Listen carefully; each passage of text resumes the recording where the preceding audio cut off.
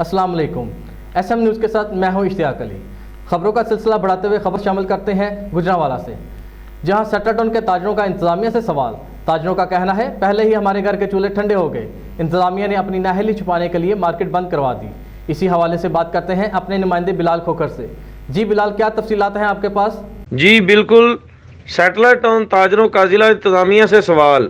ये किस किस्म का लॉकडाउन है? ज़िला इंतज़ामिया को चाहिए था कि सैटेलाइट टाउन के इन इलाकों, गली मोहल्लों को सील करते जहां कोरोना वायरस के केस ज़्यादा हैं, ना कि मार्केट को।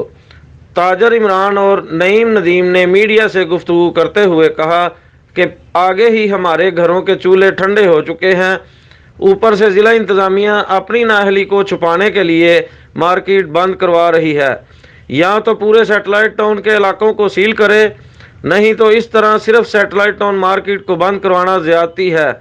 या तो मुकम्मल इन इलाकों जिनमें छिछरवाली, पौंडावाला चौक, वहादत कॉलोनी, मदीना मस्जिद, कब्रस्तान रोड और दीगर इलाके जहां पर SOPs और समाजी फासले की धज्जियां उड़ाई जा रही हैं और कोरोना वायरस के केस भी ज़्यादा हैं, इन जगहों का लॉकडाउन करे।